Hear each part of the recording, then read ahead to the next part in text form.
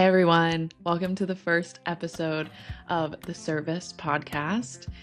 This week we're talking to Athena Freedlander, whom it only felt right to start with. She's the general manager of Mama K's Kitchen, a restaurant that I founded in 2022 in Morgantown, West Virginia. She's grace under pressure. She's taught me so much of what I've learned about hospitality. And in today's episode, we talk about her background in fine dining in New York, what it means to anticipate customers' needs to provide a sense of ease, what true human connection, the value of that in today's crazy, intense digital era, and how the customer is not always right, but always needs to be heard. And really some tips and tricks and real ways that she stays cool under pressure and is able to create a sense of warmth and welcome in all kinds of different spaces. I hope you all enjoy.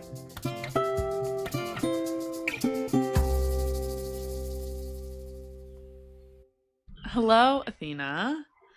Hello. It is so awesome to be talking to you today for a million reasons. One of which is you've been like my right hand other half in my pretty much the bulk of my entire hospitality journey via Mama K's, and you're still running the ship every single day. And then the other is because you have this incredible story before we even met of the hospitality world and all things New York. And you have every step of the way peppered me with words of wisdom that have defined how I think about hospitality. And so I'm just really excited to ask you a little bit more about all those things. Now, my question for you is for us each to chat for a minute about the last great service we had from someone. Like when's whoever's the most recent time that someone really like knocked your socks off from a service perspective. Does anyone come to mind immediately? 100%. I knew exactly the answer as soon as you asked the question because I was so surprised. Number one, it was a restaurant in Morgantown that we went to for brunch. We went to Cafe Rosé for brunch on Sunday, and we took Julian. So it was just me and Dan and Julian. And I've never been there I've been there for dinner, but I've never gone to like their brunch. Off the bat, like was just like impressed with the options, and the environment was nice. And it's also exciting because they have a big display of cupcakes in the front. So any kid you bring in is going to be like, yeah, this is the place. I'm used to when I was in New York pre-kids, we used to be like, kids shouldn't be allowed in restaurants. It was very like, they just disrupted like the way of things. And I mean, of course, becoming a parent makes you like, you know what? I want to let my kid have this good food too. Get over it. Like there's no, and yes, they can be disruptive to people who want like a really quiet dinner. So don't bring them to, wherever, Danielle necessarily. But anyway, so we had this server. She was a younger girl. And if I had to kind of pick out like why she was so great, and she was so great that I went to Anna, the owner, and I said, your server was amazing. She was amazing. She was just like, and I was trying to think about why. And number one, came in with a great attitude, knew the menu very well, was extremely, I have a thing that I have learned works for me when I'm serving people. And it is all about anticipating what they might need instead of waiting for them to ask you for something. Like she anticipated, okay, we have a kid who's hungry. Would you like some orange juice? Yes. And would you like this? And coffee? Do you want cream? I mean, it was anticipating what we're going to want. And a little bit. And she just intuitively, happily didn't make us feel like we were a problem or an imposition. And of course, I always like to like make meals of my own, like add all kinds of stuff, add avocado to everything, added with this to that. And she was very patient and was just super, super friendly. And also paid very close attention to the table. It's a mixture of being friendly and also paying attention to the mechanics of the table. Table maintenance is a huge thing for me. Like not having a bunch of stuff that's not being used that's jumbling up a table. And she just quietly, without us even knowing it, was like taking plates away that were done, made sure there wasn't extraneous silverware on the table. And those are like minute details that most people don't think about. And she was very young, and I was surprised that she kind of like had that on her mind. And she also was extremely cool with Julian. She was great with my child. She just kind of spoke the language, but she also spoke the adult language of like, what is this dish like? Are these two things too heavy? You know, we had a laugh about Julian asking for no pepper on the bacon. And, we had a laugh. There was just, it felt like we were being very well taken care of. And Mm-hmm. so, Mm-hmm. that example to me, I wanted to point out because when we go to Pittsburgh, when we go to DC, like we get great service because they're trained in it. They're trained in like the very basics of like how to give great service. But this was just a very genuine service. And I felt like it was a genuine interaction of people Yeah, and that's there was what I feel like connection. hearing you talk about it. It's like shining through for me that it sounds like she was really showing up in a way that like she was her full self and was almost just like it wasn't mechanics. It No, not at was, all. she was like flowing in like honest interaction with your young son Julian, honest interaction with you and Dan, and kind of she had found a way to kind of be a human with you all and look after you as a human versus even some of because when I was hearing you talk about this service from her, I'm thinking, I'm spending more and more time in DC, and Hmm. a lot of those mechanics and like boxes are checked more often, but it's not exactly what you're describing. That I think, like it's so often that those things are happening, but there's not the like I don't know if it's like that genuineness behind it, Yeah. or that She was just attention or present. She was yeah. present and she wasn't putting on airs of any kind and she was just being herself, but she was also like extremely professional, Yeah. And that And that's a makes really rare mix. yeah, that makes you I mean, I feel like when someone is really present and just like dropped in and folk like with you and talking through that like changes how you feel and how you're experiencing like the menu and the meal and everything. Yeah. Yeah. Super cool. Well, I love to hear that. Shout out to her Yeah. and to Cafe Yeah. Rose. Yeah. And Anna um, was there and I was really happy to be able to say, "Hey, she's great. You have a yeah. gem on your hands." And she was, Oh, so it was exciting. awesome. I love Yeah. that. Um, I was thinking about who's the last person that I got great service from, and I think it actually is, um, or was Travis from the landscaping company that helped me Oh. pick out a tree, and it was what made it special. I was, for those who don't know, I was shopping for a tree to be planted, and um, I wanted it to be really meaningful and like, but I don't know anything about plants. I know nothing. I'm completely out of my depth.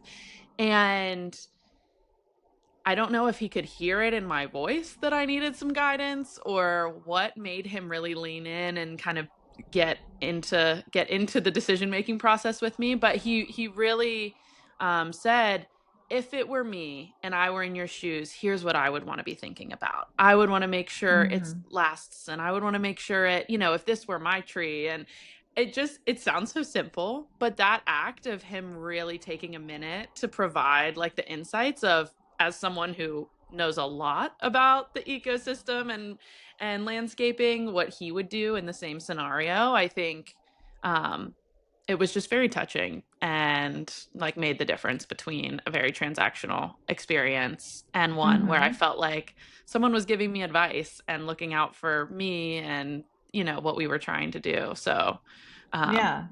shout out to Travis. Yeah. um, I would love to take a minute for you to talk about your background. I'm Mhm. curious what You spent a lot of years in New York, like you said, and have Hmm. traveled all over the country, but um, I'm curious what drew you to or got you into restaurants in the first place. And if you could just tell us a little bit of that story.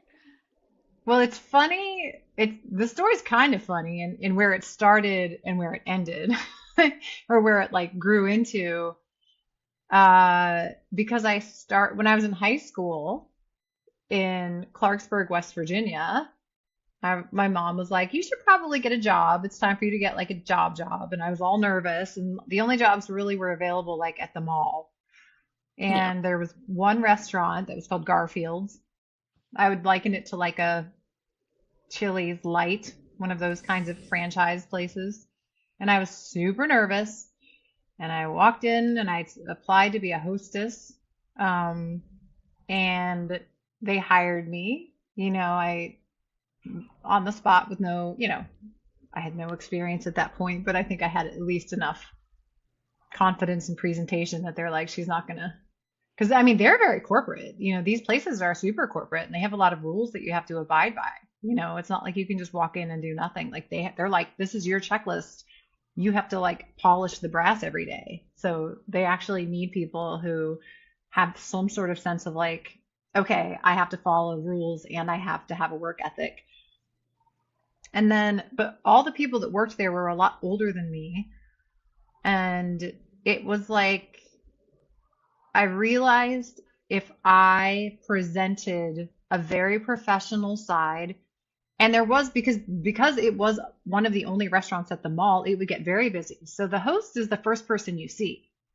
So what that kind of gave me the idea of is I am the first person they see, so I'm the first experience they're going to have from this restaurant, even though they come here all the time. And there was a much older woman who was a host who had been a host for many, many years. Um, but I think when I started getting positive feedback from managers and other employees about working as a team and not being above anything and, bussing tables as much as anyone else, even though I was all dressed up, and just going above and beyond to try to make everyone's experience better, but also being able to manage kind of a busy environment. It's a real balance that has to be struck there. But I mean, that's where I started. And then also West Virginia being the state I'm not sure what the laws are now, but when you're 18, you're allowed to be a bartender. And so I think they had a bartender quit and they were sort of in a pinch and they were like, "Hey, do you want to bartend?" I was like, "Guess." I don't know. But they have like very specific recipes that you just have to follow. And I was like, "Okay." I'm sure I did everything wrong, like in retrospect. Like there's so many things. Somebody ordered a martini and I was like, like in retrospect, I was like, "Oh no, I'm sure there's so many things that I just like completely like botched and had no idea." But once I had that on my resume, that opened a lot of doors because I would go to college. I went to college in California, but I would come home for summers and for Christmas break, and they would always let me work on my breaks and on my summers. And so eventually I was moved up from hostess to server and bartender. And, just having just at least like one bit of experience on your resume can help open doors when you're moving forward. Um, and then I finished college and then immediately moved to New York City. And luckily, I had a relative who had worked for a restaurant group that was a little bit higher end, but she had a manager who would at least get me an interview.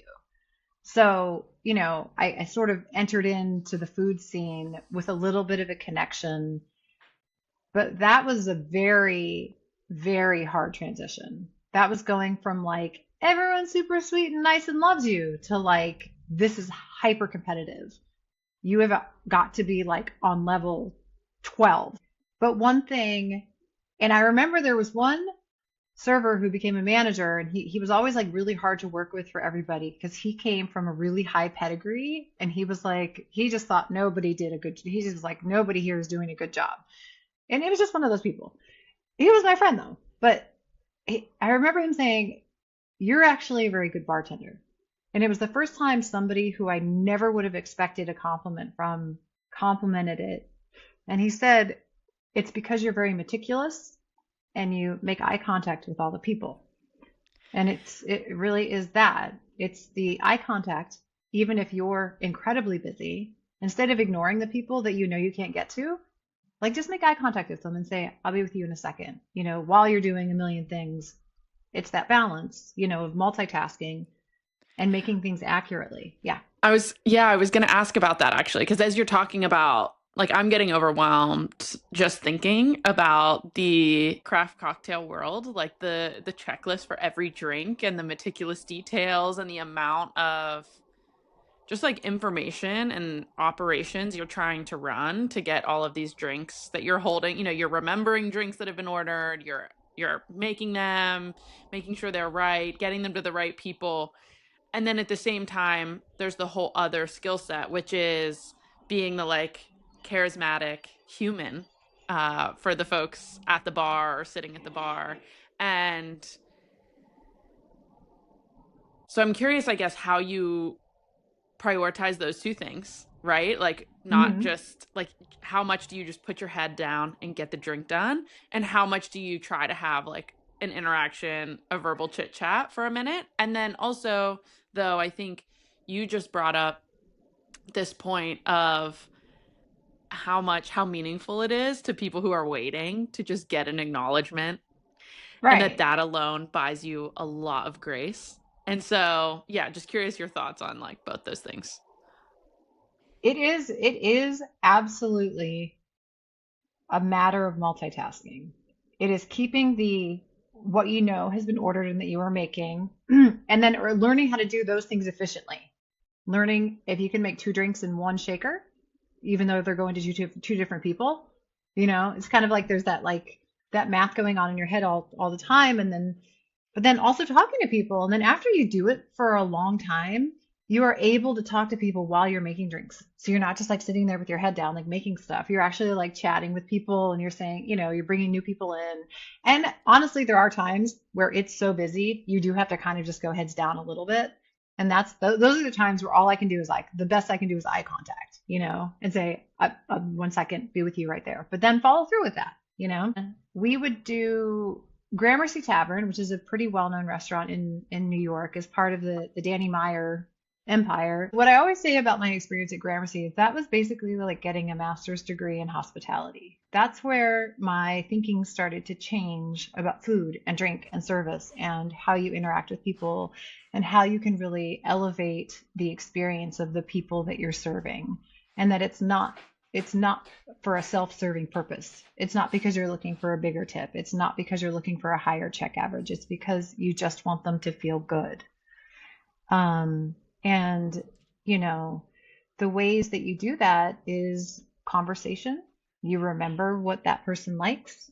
You remember so the next time they come in, you know that they like this type of sparkling water, that they like this particular dish, or that we have a feature that you think they might really love. Um, it was a very stressful job because this is like fine dining, which means like silverware has to be in a very particular place for every, each like your, each course has to have the absolute correct silverware. The silverware is polished perfectly. The bread service is done in a very certain way. And you're doing this while you're making all these drinks for this, multiple hundred seat restaurant. And it was hard. And Yeah. also because of the reputation of the restaurant and how many awards it had won, every guest that came in expected you to know everything about the menu, each dish, everything behind the bar. And they have a huge wine cellar, like one award-winning wine list. And um, they also have, a cheese menu. So part of our education Yeah. was also that we had to learn about all the different cheeses, what milk it was made from, how was it made, what country is it from, what region is it from, what flavor profiles is that going to impart on it. Like we had these classes because we had to actually put the cheese boards together at some point. Um, so there's just all of this coming. And so this was just like going in hardcore learning about everything, but they help you. The thing about the model of Danny Meyer's restaurant is they don't just throw you out to the wolves and say figure it out. They have classes, we had I went through the Union Square Hospitality Group.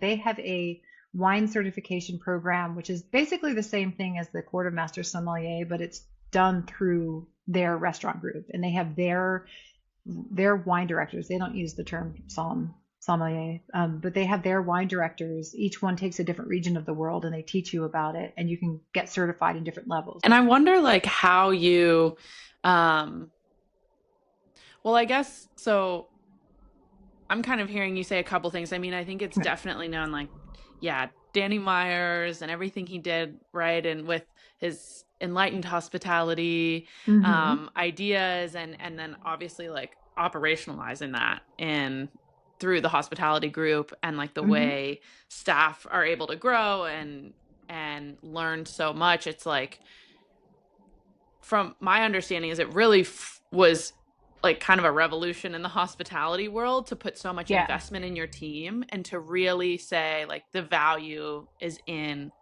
the team Right. first, like staff first, and really like operating restaurants in Mm-hmm. that way. And I think there have been a lot of like amazing hospitality entrepreneurs and thinkers and folks that have followed suit and built even further upon that and like keep running with that. But it's like so amazing that you were in the thick of experiencing that and being surrounded by this atmosphere of yeah, kind of investing in all the background context. Like that's a lot of they figured out that actually it does make business sense to care about these things, right? Like Yeah. there are, it clearly um, is the differentiator that allows when a customer or a guest walks through the doors, it feels different, right? There's like something going on that feels really amazing and Mm-hmm. differentiates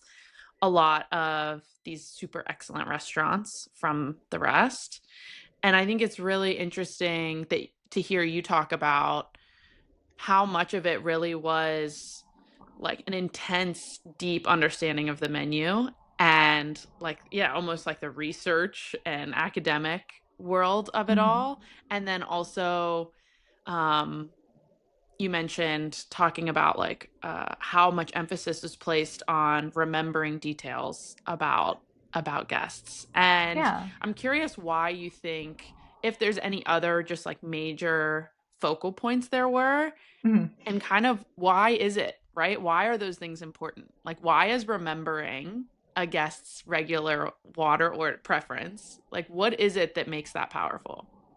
Well, part of it is because you see if it's anticipating the need, which goes back to like what I was talking about when I got that great service. It's just anticipating. It takes something off of that person's plate. It allows them to just come in and breathe and relax and have a conversation and then just feel very taken care of, and not in a forced way, in a very genuine way. And another something that I thought about as you were talking just now is that another thing. I remember there was one night some couple came in. It was like the very end of the night. I wasn't working, but I remember it got brought up in like a pre-chef meeting. And the couple was unhappy because they felt like, whoever was serving them was like obviously trying to close and get out of there, you know? And so they really enforced the point that number one, people coming in the middle, like at the beginning of the day, at the end of the day, in the middle of the shift, whatever, all get the same. There's no difference in what you're giving the person because they all deserve the same of what we know how to give. And they also said if this person comes in and orders one little appetizer and a soda, they get the same as the people that come in.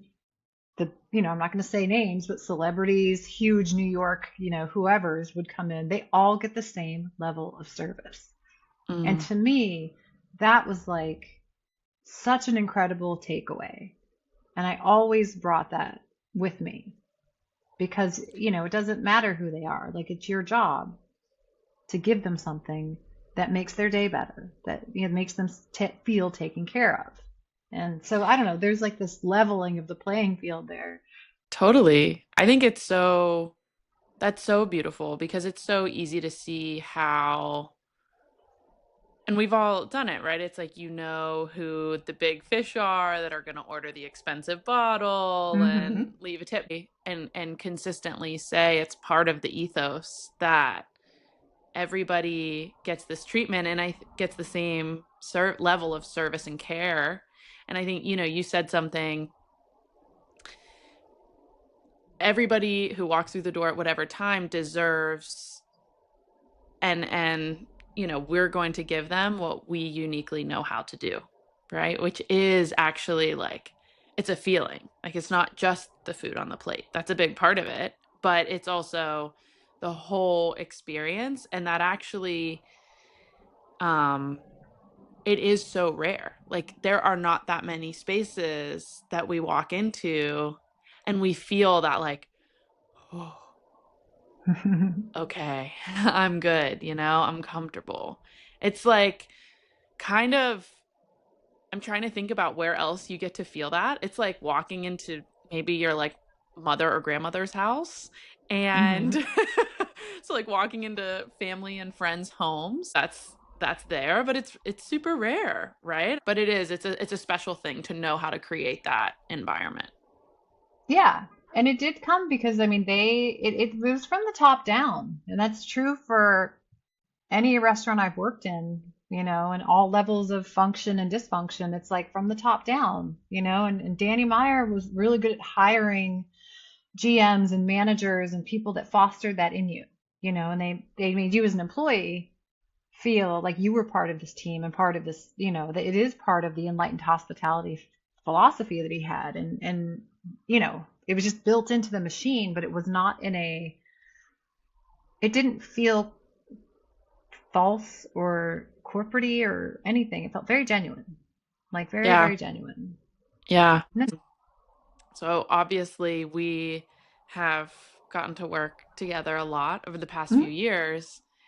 And, I think that you, on multiple occasions, on one in particular I can think of, have instilled kind of this reminder of how special that gift of hospitality really is, and kind of what it takes to hold that bar at a high enough level, and what it takes to create that feeling, because it feels very organic on the receiving end when you're a mhm, guest. It's not necessarily always organic it takes a lot of discipline and details, and it's actually like a very disciplined, orchestrated act to help align things so that they have space to be organic. mhm. um and I remember, I guess first I should back up and say, like, maybe you can tell us a little bit about, um, being back in West Virginia, Sure. kind of being at Mama K's. I want to talk a little bit about, like, obviously it's a very different, um, it's a different format, and maybe we could fill people in on like what the Mama K's looks like. Yeah. So, I mean, I feel very deeply entrenched in like the roots of the restaurant only because, I've been here from the very beginning through all of the incarnations and watching it grow and watching the capacity that we have to do different things. The first thing that I loved about it was it it grew me in a way that I got to do things that I was not only doing stuff in the front where I'm dealing with guests and things like that, where I actually got to be involved in a lot of the food, like making food with everybody. And being able to be back there and having conversations with your coworkers and making this delicious food that came from some family recipes, some new recipes, but just you could really stand behind. And there is such a bonding and uniting nature to cooking and to serving and to making, you know, something nourishing for another person. And I loved the hybrid model always of that you're not just like a person standing at a counter and then there's a bunch of cooks behind you who are making all the food and you're just kind of a go-between. Like we all kind of do a little bit of everything. Our hands are in a lot of different stuff. Um, and then I saw the capacity of the restaurant to grow. We started the first shift, I think, was me and you giving how we were, it was Valentine's. Valentine's Day. Yeah. Yeah, they were Valentine's Day packaged boxes that we did for people. And they're, and opening a restaurant, your first couple weeks are going to be a little bit fly by the seat of your pants because you don't know. You don't exactly Totally. know. You can put Totally. processes in place, but you're going to be thrown for a loop as soon as you think you know. Um, but then seeing the reaction of the people made it even more fulfilling. And, getting to know the staff. I mean, we are a tiny team. We're only 5 people. So working in that small capacity is actually very special because you don't just get lost in the mix. You don't feel like a small cog in this gigantic machine. Like you are a very important part of the operation of this restaurant. Um, what I love about where the restaurant grew into is that it is such a hybrid of so many things. Because I see families come in, or people come in, couples come in, and have like a lovely experience in the dining room, and we do things in a very kind of it's in takeout containers, but I would put our food up against any other Italian restaurant in town, and I've been told as such by very, by palates who know. I mean, I am biased, but I love Totally. seeing Yeah, we're people not in the biased on this dining call, room. but we'll Yeah, yeah. yeah. It's, people can come into the dining room, people can they can order online, they can order DoorDash, and they get this incredibly composed, nourishing meal that I know we made. We all made it together. So I know what's in there. It's not just like turn and burn, get it out as fast as you can.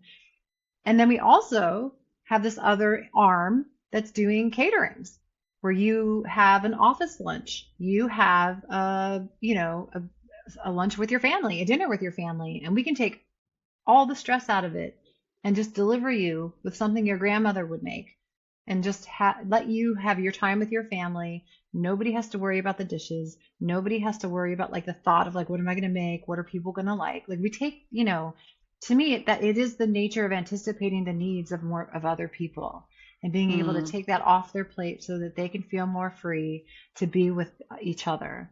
Um, and then we do I love have, that. I yeah. just have to like stop you for a second because I Sorry. think that keeps coming up again and again, and it's so true what you're saying about all of these at the highest fine dining New York City level, at the, Mama K's, like casual catering level, at the and everything in between. All of it is, when it's done right, it's all in service of taking things off of people's minds so that they can have the space to be present and connect with the Yeah. other, humans around them. And I think um, that's a pretty amazing guiding light, right? At all, it kind of that can be applied to pretty much anything. Pretty also like hosting at home, I think that Hmm. like a lot of these ideas really translate to when you're having people over for dinner at your house, or it's like how to anticipate how to make people feel welcome. It's of course not, none of this is easy. It like sounds great, Right. and it comes with hard times, right? I know I'm specifically thinking about like a prep morning where you walked in and I'm like, look at you, and just your eye contact was enough for me to shed a couple tears because the stress was really getting in there. Hmm. And it's physically demanding, especially Hmm. in, Mama K's is a hybrid model. So people are doing all kinds of tasks. Cooking is very physical, especially on the restaurant level. Hmm. Um, but all services, it's hustling so that your guests hopefully don't have to. And I'm curious what you have found in all your different environments, whether it Hmm. be Mesa Grill's bar, which I Hmm. think that's where there were some pretty good stories you've told of Hmm. chaos has ensued at different times. So many. And intense caterings when we are having to kind of make decisions very quickly. There's a lot of pressure and eyes on. Hmm. Um, what are things you do to maintain, like you said at the bar, maintain just the bare minimum, like at least make eye contact, right? What are Hmm. those things that you're telling yourself when the duck, it's like, what is it, the Like when swan or the duck that's like paddling underwater. paddling Yeah. under the water and Yeah. staying, keeping the top cool. Like, what is it that helps you keep the top cool and calm and collected while the underneath is like scrambling to make something work or figure it out? Part of it is knowing, and I think it is psychology, that if I don't look stressed or panicked, the guest or whoever we're serving or whoever we're giving service to is not going to feel stressed or panicked.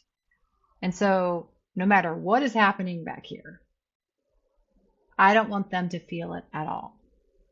And so, it's like an emotional protection of their feelings that I put up, even though I had to figure out the logistics of the fact that our ovens aren't working and whatever's happening underneath and everything is, running late or something, or, something exploded. I have no idea. Um, there's that aspect of it, but there is also just simply an aspect of like it's just you have to keep a cool head. You have to keep a cool head no matter what's happening. Because at the end of the day, we will get our food out and we will be able to give a great experience to people. Sometimes it might be 20 minutes late. That's okay, you know? And there's never been a time where, there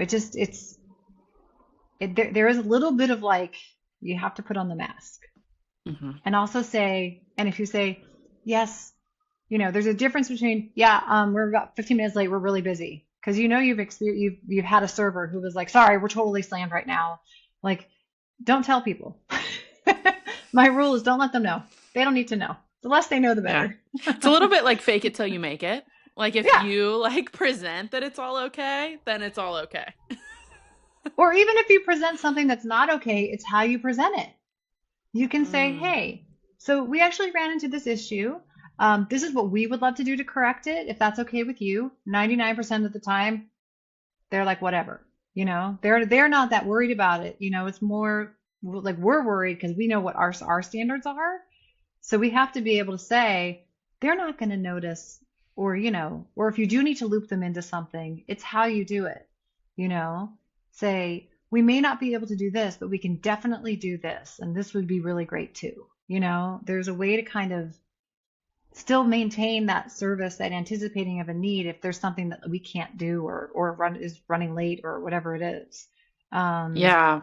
And I'm hearing it's like also that in and of itself like demonstrates care to say, hi, we've run into this issue. And here's again, I'm thinking back to Travis helping me with the tree. If mhm. this happened to me, like what I would like to do for you to make this right, if I'm putting myself in your shoes, here's what we can do to like take care of it or make up for, the time loss or whatever it is. Um, just that proactiveness, I think off the bat provides a level of like, oh, there's intention, they care, and and that also gets you a lot of grace. And we're as humans like pretty forgiving when those things happen. Yeah, from the other end, I mean, I generally don't care, I'm like, I'm just happy that someone else is doing all the cooking and cleaning the dishes. You know what I mean? I'm just happy not to have to deal with it. Yeah. But you Yeah. are going to have people that are much more specific about things. And I think that when you do run into, my go-to is number one, don't make it their problem if it doesn't have to be their problem at all. They don't need to know. Most of the time, you're dealing with people that have all a bunch of other things on their mind. They want the food to be great, but that's not the one thing that they're focusing on. And I was just thinking about this wedding in particular, where the our cooking equipment that showed up that we were supposed to be able to use off site didn't work. And so we didn't have access to the proper cooking things that we needed to for 165 people.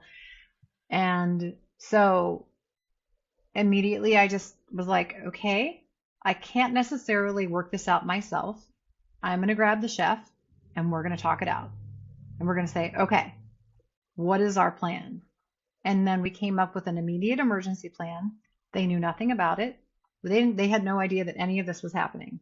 And so part of it is also like thinking on your toes quietly behind closed doors. You have to be able to like think on your toes a lot in restaurants, you know, Mhm. and Mhm. I just and very much to me, not make it your guest's problem or whoever you are providing the service to, just let them, you know, Mhm. You're be taking just some like of that yeah, mental weight off again. You're like yeah. you're absorbing some of the like we're all making 1,000 decisions a day. And especially in the modern world, like we're all having to make a million. And so as much as you can like suck some of that out for someone and take some of that off, Hmm. that can be really a gift. And okay, I am wondering one last question for you. Yeah, Um, because sometimes there are guests who are less than gracious. sure. And there's, you know, there's an element to excellent customer service that can feel it can feel bad sometimes if Hmm. there's a sense of maybe, oh, the customer is always right. You've got a customer in front of you, very Hmm. frustrated, kind of Hmm. being angry to you. Hmm. What is it that you're doing to maintain, or how are you just coping with that? Well, there's two things. One, I'm also going to go back to the training that I had at Gramercy Tavern because Danny Meyer was speaking to us directly and he said 100% the customer is not always right. They're not always right, but they always need to be heard. And so I think when Mm, people are really angry about something, I listen in detail to what it is that they're upset about and I reflect back to them that we acknowledge it, you know. I don't say you're absolutely right, you know. I try to find an alternative for them. Um, and I mean, after having done this for as long as I have, like I can pretty much easily let things roll off my back. Like I don't, there's going to be unhappy people that just cannot be made to be happy. There's just no way. And, sometimes but the acknowledgement, sometimes I will say, I'm so sorry you had this experience. Can I give you a gift card so you can come back and we can, please come back and just get it, I just to let them know that we acknowledge it, but we would also like them to come back because that's not necessarily like the experience we would want them to have. And they can do with that what they want, you know? After that, it's kind of out of my hands. But when it's really frustrating, and I mean, you just you have to just kind of ignore it. You just have to mm-hmm. ignore it, not take it Totally. personally. I took it very personally when I was younger. When I was like, I would say 20 to 30, I was like, it's my fault. Oh, I would like it would be my fault. Like I felt very much like it was my fault. I don't feel it anymore because, well, I've developed strategies to help like make that person calm down and feel better. And then also, some of it I just have to say, okay, that person's just gonna be angry. It's not always about you. Yeah, Yeah, right? It's like that difference. Like I don't know I what was going on in feel their day. right. Like I had someone gave me the advice. Um, I was freaking out about something, so worried I had made someone angry and hadn't heard back. And I think it was my little sister, Chloe, said, Kelsey, they're not thinking that much about you. Like, No. it's not about you. Like, they're in their day. It's not about you. I'm like, Yeah. wow. Okay. Yeah. It is kind of this realization. Well, one, I think number one, first and foremost, like you said, that is has to be underlined a million times. The like power of people need to be heard and how de-escalating that is so much of the time. Um, but that doesn't mean that it has to be an overwhelming apology or that you have to give ground on whatever it is going on or the perspective of what can or can't be done. I mean, there are boundaries to what can be done to make, Right. to make someone feel better, and you can't always perfectly give people what they want. But I think so one, the acknowledgement first and foremost is like a beautiful strategy, but then second, the wisdom of this isn't usually about like this actually has way less to do with me than I Yeah. initially feel like it does. You know, like the initial reaction is they're mad at me and this is my fault and oh my God. and like the growth and wisdom of, okay, this is a whole host of things happening. And I don't need to like internalize that personally. Yeah. And like sometimes you do make mistakes. Sometimes we're human. We do make mistakes. And Totally.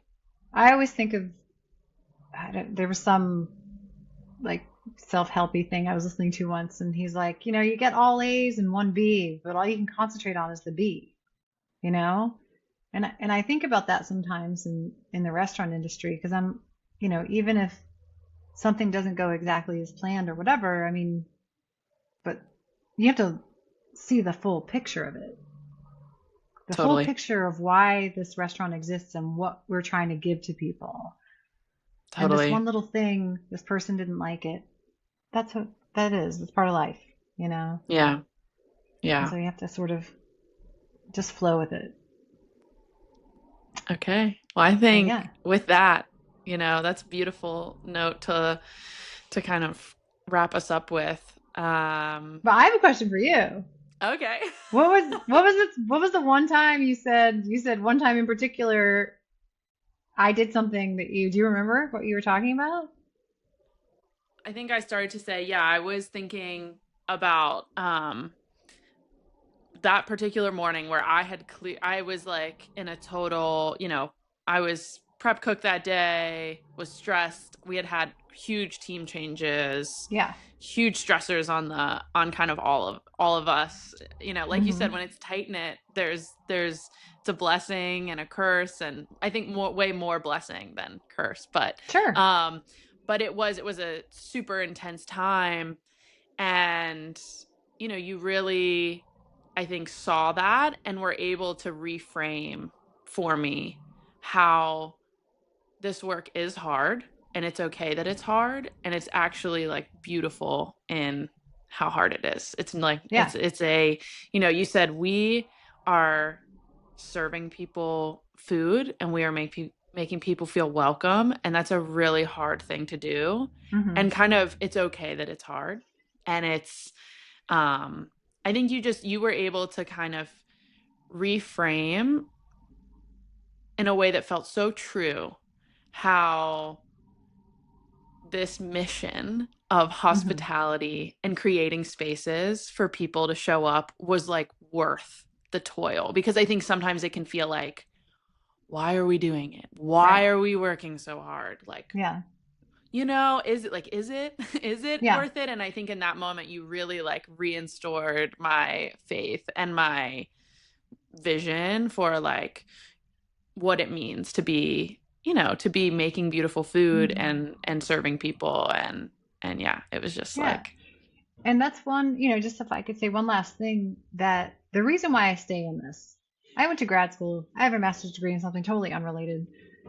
It This is, and the thought of just sitting in an office to me is a nightmare. No matter what kind of work I'm doing on a computer or on phones or on whatever, I just couldn't. This is one of the few existing jobs that people have where we are interacting on a very human to human basis. Like you are very much talking to people face to face. We're not disconnected with technology. We're gathering around food. You're with your friends and family and you get to know regulars, and that, like that is such a vital, vital part of living right now because we have so many avenues to lose it right now. So to me, it's like that we're doing like such valuable work. If I have a table that's super happy to dine, I'm like, yeah, we did it. totally, totally. No, I think you're exactly right. It's especially now, it's something that I think we're all desperately needing more of, like these places and chances to be human and see each other face to face in Yeah. real life. I think that's, yeah, a beautiful point. All Yeah. right. Well, thank you. I Yeah, know, busy as ever. So thank you for taking some time and of sharing course. all of your hard-earned wisdom. And I hope we can talk again soon. We Maybe, will. about all that's to come.